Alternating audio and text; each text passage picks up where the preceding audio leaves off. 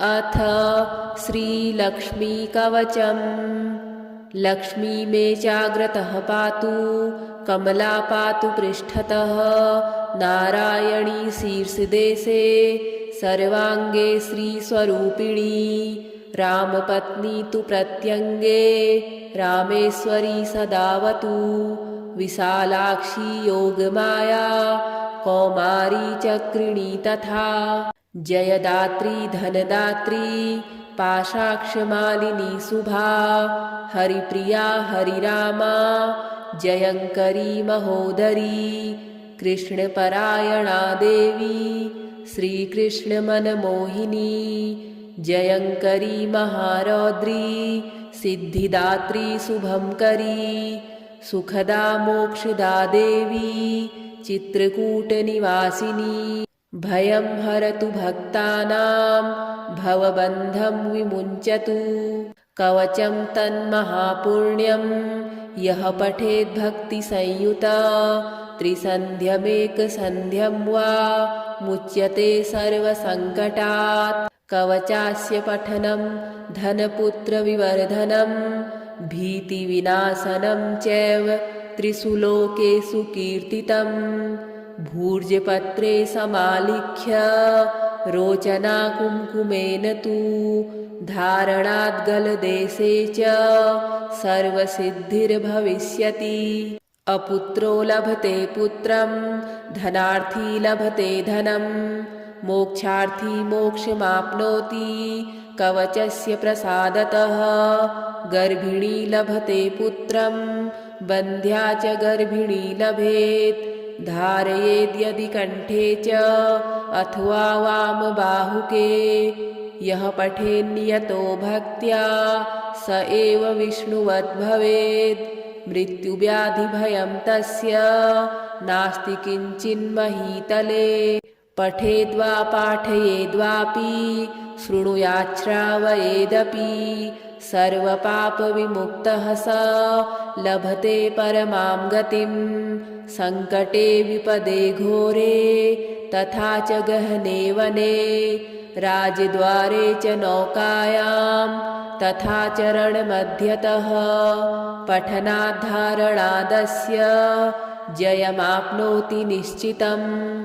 अपुत्रा च तथा वन्ध्या त्रिपक्षं शृणुयाद्यदि, सुपुत्रं लभते सा तु दीर्घायुष्कं यशस्विनीं। शृणुयाद्यः शुद्धबुद्ध्या द्वौ मासौ विप्रवक्ततः, सर्वान् कामान् वाप्नोति सर्वबन्धाद्विमुच्यते। मृतवत्सा जीववत्सा त्रिमासं श्रवणं यदि, रोगी रोगाद्विमुच्यते। पठनान्मासमध्यतः लिखित्वा भूर्जपत्रे च अथवा ताडपत्रके, स्थापयेन्नित्यं गेहे नाग्निचौरभयं क्वचित्। शृणुयाद्धारयेद्वापि पठेद्वा पाठयेदपि, यः पुमान् सततं तस्मिन् प्रसन्नः सर्वदेवताः। बहुना किमिहोक्तेन सर्वजीवेश्वरेश्वरी, आद्याशक्तिः सदा लक्ष्मीः भक्तानुग्रहकारिणी। धारके पाठके चैव निश्चला निवसे ध्रुवम्। लक्ष्मी मे चाग्रतः पातु, कमला पातु पृष्ठतः, नारायणी शीर्षदेशे, सर्वाङ्गे श्रीस्वरूपिणी, रामपत्नी तु प्रत्यङ्गे, रामेश्वरी सदावतु, विशालाक्षी योगमाया, कौमारी चक्रिणी तथा, जयदात्री धनदात्री, पाशाक्षमालिनी शुभा, हरिप्रिया हरिरामा, जयङ्करी महोदरी, कृष्णपरायणा देवी, श्रीकृष्णमनमोहिनी, जयङ्करी महारौद्री, सिद्धिदात्री शुभंकरी, सुखदा मोक्षदा देवी, चित्रकूटनिवासिनी, भयं हरतु भक्तानां, भवबन्धं विमुञ्चतु। कवचं तन्महापुण्यं यः पठेद्भक्तिसंयुता त्रिसन्ध्यमेकसन्ध्यं वा मुच्यते सर्वसङ्कटात्। कवचास्य पठनं धनपुत्रविवर्धनं भीतिविनाशनं चैव त्रिषु लोकेषु कीर्तितं। भूर्जपत्रे समालिख्य रोचना कुङ्कुमेन तु धारणाद्गलदेशे च सर्वसिद्धिर्भविष्यति। अपुत्रो लभते पुत्रं धनार्थी लभते धनं मोक्षार्थी मोक्षमाप्नोति कवचस्य प्रसादतः। गर्भिणी लभते पुत्रं बन्ध्या च गर्भिणी लभेत्। धारयेद्यदि कण्ठे च अथवा वामबाहुके। यः पठेन्नियतो भक्त्या स एव विष्णुवद्भवेत्। मृत्युव्याधिभयं तस्य नास्ति किञ्चिन्महीतले। पठेद्वा पाठयेद्वापि शृणुयाच्छ्रावयेदपि सर्वपापविमुक्तः स लभते परमां गतिं। सङ्कटे विपदे घोरे तथा च गहने वने राजद्वारे च नौकायां तथा च रणमध्यतः पठनाद्धारणादस्य जयमाप्नोति निश्चितम्। अपुत्रा च तथा वन्ध्या त्रिपक्षं शृणुयाद्यदि सुपुत्रं लभते सा तु दीर्घायुष्कं यशस्विनीं। शृणुयाद्यः शुद्धबुद्ध्या 2 मासौ विप्रवक्ततः सर्वान् कामान् वाप्नोति सर्वबन्धाद्विमुच्यते। मृतवत्सा जीववत्सा 3 मासं श्रवणं यदि रोगी रोगाद्विमुच्यते। पठनान्मासमध्यतः लिखित्वा भूर्जपत्रे च अथवा ताडपत्रके स्थापयेन्नित्यं गेहे नाग्निचौरभयं क्वचित्। शृणुयाद्धारयेद्वापि पठेद्वा पाठयेदपि यः पुमान् सततं तस्मिन् प्रसन्नः सर्वदेवताः। बहुना किमिहोक्तेन सर्वजीवेश्वरेश्वरी आद्याशक्तिः सदा लक्ष्मीः भक्तानुग्रहकारिणी। धारके पाठके चैव निश्चला निवसे ध्रुवम्। लक्ष्मी मे चाग्रतः पातु कमला पातु पृष्ठतः। नारायणी शीर्षदेशे सर्वाङ्गे श्रीस्वरूपिणी। रामपत्नी तु प्रत्यङ्गे रामेश्वरी सदावतु। विशालाक्षी योगमाया कौमारी चक्रिणी तथा।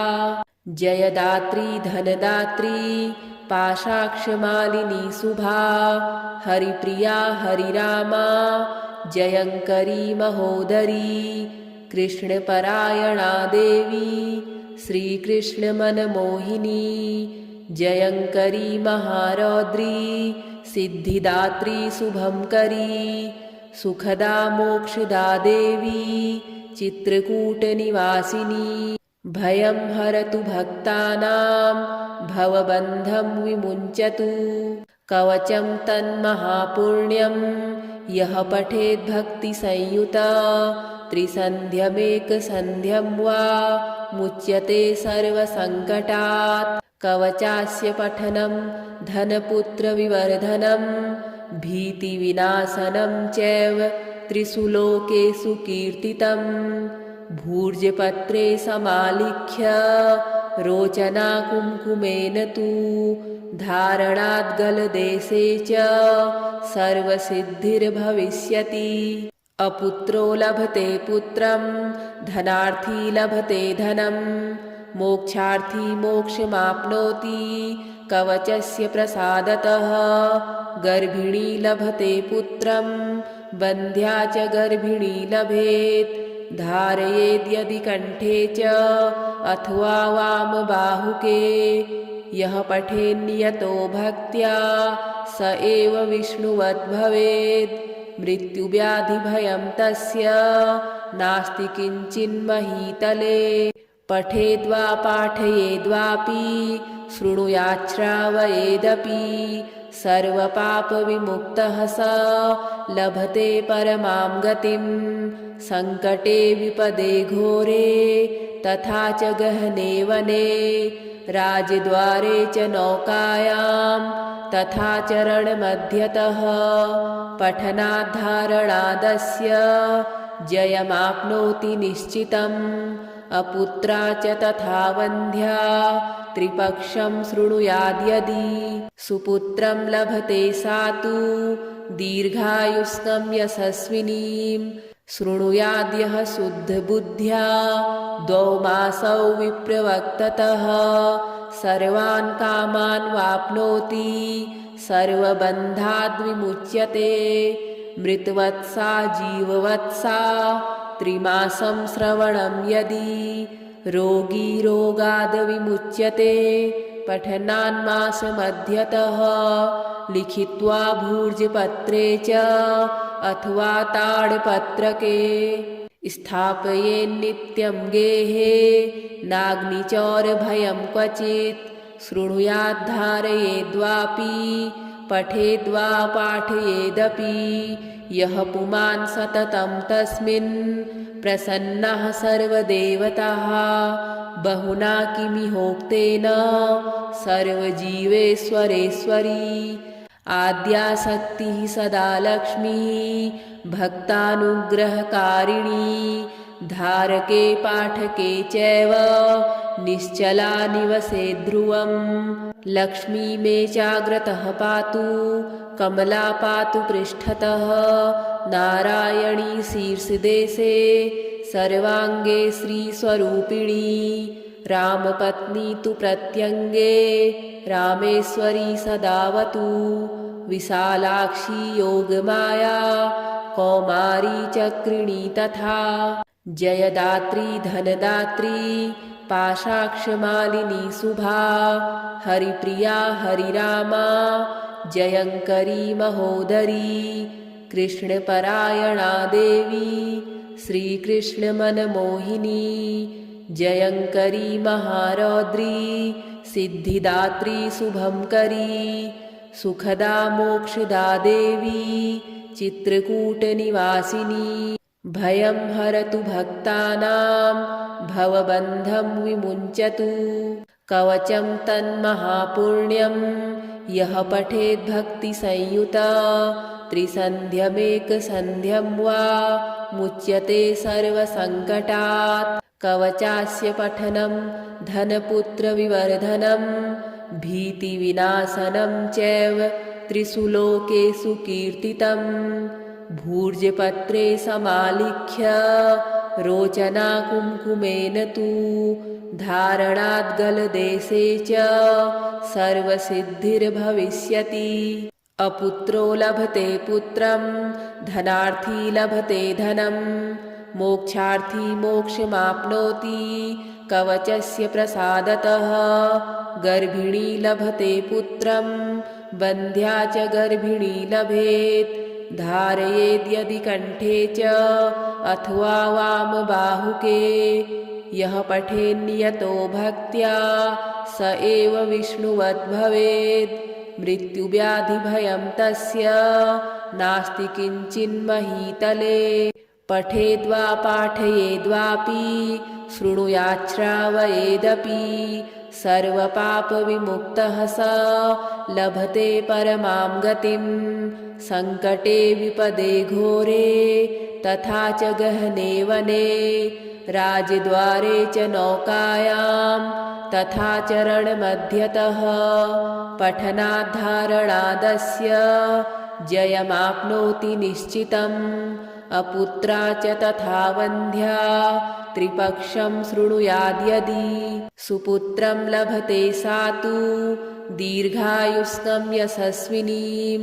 शृणुयाद्यः शुद्धबुद्ध्या 2 मासौ विप्रवक्ततः सर्वान् कामान् वाप्नोति सर्वबन्धाद्विमुच्यते।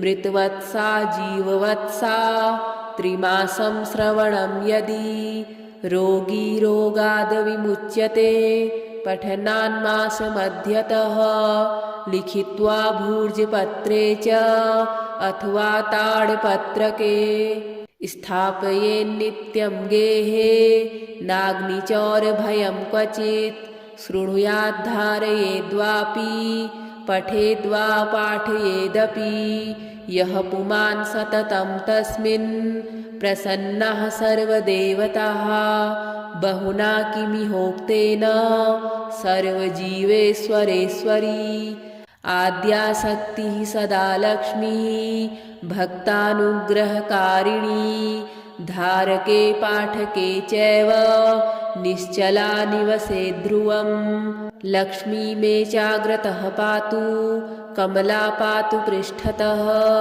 नारायणी शीर्षदेशे सर्वाङ्गे श्रीस्वरूपिणी रामपत्नी तु प्रत्यङ्गे रामेश्वरी सदावतु विशालाक्षी योगमाया कौमारी चक्रिणी तथा जयदात्री धनदात्री पाशाक्षमालिनी शुभा हरिप्रिया हरिरामा जयङ्करी महोदरी कृष्णपरायणा देवी श्रीकृष्णमनमोहिनी जयङ्करी महारौद्री सिद्धिदात्री शुभंकरी सुखदा मोक्षदा देवी चित्रकूटनिवासिनी भयं हरतु भक्तानां भवबन्धं विमुञ्चतु कवचं तन्महापुण्यं यः पठेद्भक्तिसंयुता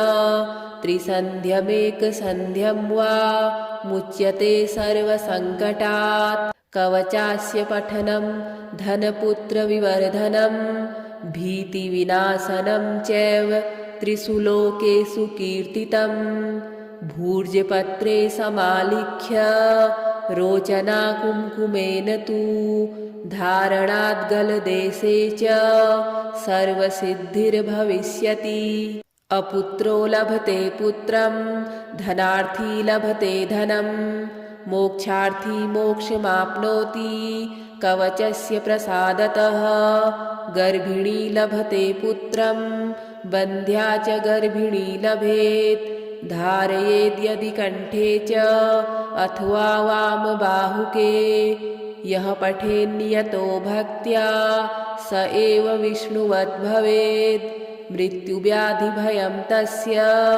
नास्ति किञ्चिन्महीतले पठेद्वा पाठयेद्वापि शृणुयाच्छ्रावयेदपि सर्वपापविमुक्तः स लभते परमां गतिं सङ्कटे विपदे घोरे तथा च गहने वने राजद्वारे च नौकायां तथा च रणमध्यतः पठनाद्धारणादस्य जयमाप्नोति निश्चितम् अपुत्रा च तथा वन्ध्या त्रिपक्षं शृणुयाद्यदि सुपुत्रं लभते सा तु दीर्घायुष्कं यशस्विनीं शृणुयाद्यः शुद्धबुद्ध्या 2 मासौ विप्रवक्ततः सर्वान् कामान् वाप्नोति सर्वबन्धाद्विमुच्यते मृतवत्सा जीववत्सा 3 मासं श्रवणं